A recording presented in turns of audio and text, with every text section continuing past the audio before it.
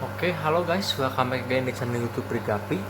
Jadi hari ini kita bakal membahas salah satu faktor terpenting dalam memelihara ikan gapi. Faktor yang terpenting adalah dari air. Nah, air yang bagaimana sih yang cocok untuk ikan gapi? Simak terus videonya sampai habis.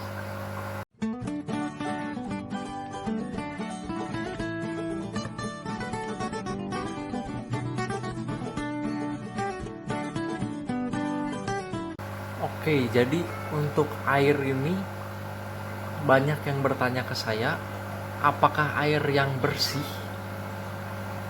apakah air yang kotor itu sangat berpengaruh ke ikan gapi? Jawabannya tentu saja berpengaruh.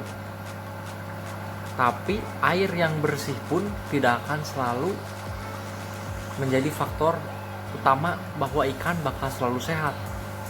Terkadang air yang kotor pun juga sama, tidak menjamin ikan akan selalu mati. Nah, di sini bakal saya kasih lihat beberapa contoh warna airnya ya. Untuk yang menurut saya pribadi ini adalah air yang sehat.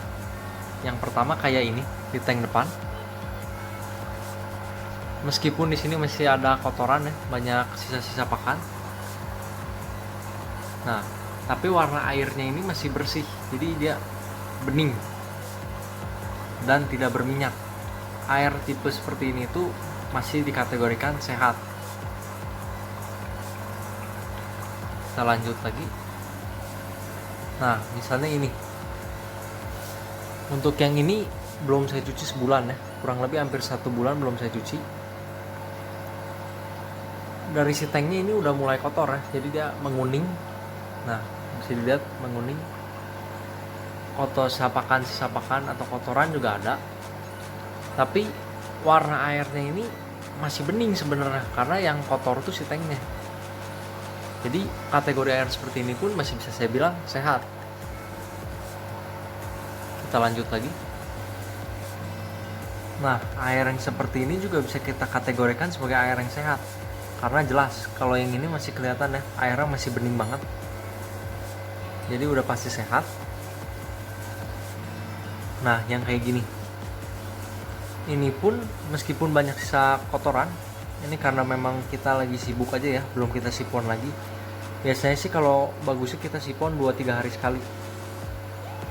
Nah, air yang seperti ini pun mesti kita kategorikan sehat. Karena kalau kita angkat si airnya doang tanpa ke bawah si kotoran-kotoran atau sisa pakan ini, warna airnya itu masih bening. Nah, terus banyak juga nih yang suka nanya, Bang, kalau airnya hijau kayak gini gimana? Apa dia sebenarnya masih sehat atau enggak nih air-air hijau kayak gini?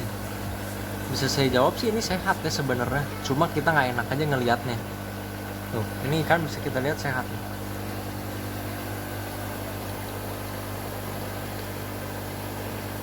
Tuh, ikannya tuh sehat sebenarnya. Cuma emang jadi nggak terlalu ke kontrol. Intinya sih menurut saya pribadi, air yang sehat tuh yang utama airnya pasti harus bening sebenarnya. Tapi warnanya hijau pun sebenarnya nggak masalah. Yang terpenting dia tuh nggak berminyak atau berbau. Kalau airnya sudah berbau atau berminyak, nah itu harus kita kuras total. Oke, jadi di sini kita bakal bahas mengenai airnya.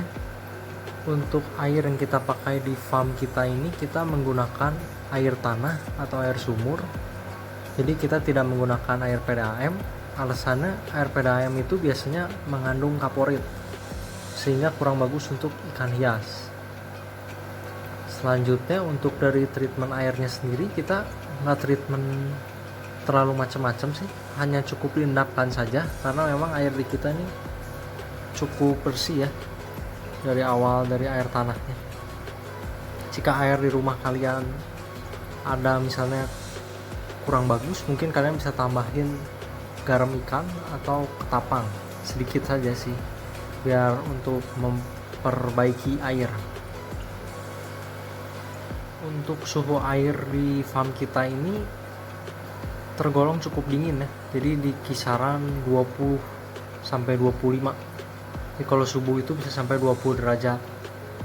Tapi sebenarnya untuk suhu ini nggak terlalu bermasalah ya. Memang kadang untuk suhu yang terlalu dingin ikan akan lebih mudah sakit, tapi kalau memang ikannya sudah kita treatment dari sejak kecil ada di farm kita, biasanya dia sudah adaptasi dengan suhu yang dingin itu. Oke, selanjutnya kita bakal ngebahas gimana nih caranya menjaga kualitas air. Cara yang paling simpel udah pasti, kita rajin mensipon. Jadi 1-2 hari atau 2-3 hari sekali itu kita sipon si kotoran-kotoran ini. Kenapa harus kita sipon? Biar si kotoran ini tuh nggak bercampur dengan air, sehingga membuat si air jadi keruh. Terus yang kedua, kita gunakan aerasi. Nah, aerator gitu. Fungsi si aerasi ini adalah membuat si air terus bergerak. Jadi airnya bergerak sehingga gak mungkin air sampai jadi berminyak. Nah, begitu. Terus suka juga ada yang nanya ya, kalau misalnya kita nggak pakai aerator gimana bang? Apakah bisa atau enggak? Kita jawab bisa juga. Di sini saya kasih lihat contoh opsi yang nggak saya pakai aerator. Nah, ini adalah contoh yang nggak saya pakaiin aerator ya. Di sini saya nggak pakai aerasi, tapi dari ikannya pun sangat sehat dan aktif ya kelihatan. Nah, apa yang kita pakai kalau misalnya kita nggak pakai aerator? Penggantinya tuh apa? Nah, kalian bisa pakai daun-daun kayak begini. Daun sih bebas, jenis daun apapun bisa.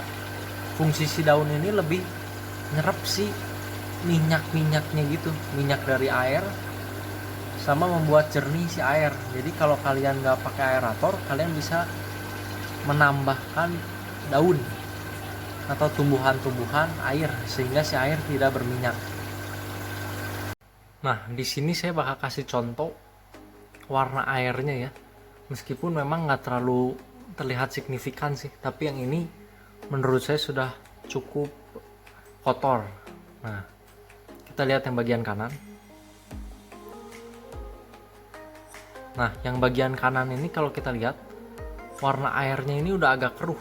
Jadi dia emang masih bening, tapi sedikit keruh. Nah, tipe air yang kayak gini tuh bagusnya harus kita sipon. Kalau memang keruhnya nggak hilang, baru bisa kita ganti kuras total. Kita bandingkan dengan yang ini. Nah, meskipun si jumlah kotorannya tuh sama, jadi dia sama-sama bekas disipon 3 hari sekali kan. Cuma warna airnya tuh yang di sini masih jernih, jadi dia masih bersih, masih bening. Nah, ini kondisi air kayak gini tuh masih cukup bagus, masih bisa kita pakai. Sedangkan kalau yang agak keruh seperti yang ini, nah yang kayak gini baru harus kita bersihkan, entah kita sipon atau kita kuras total. Oke, mungkin videonya sampai sini dulu saja. Jangan lupa untuk like, subscribe, dan share-nya, karena 1 subscribe dari kalian bisa membantu channel ini untuk semakin maju. Sampai jumpa di video yang selanjutnya.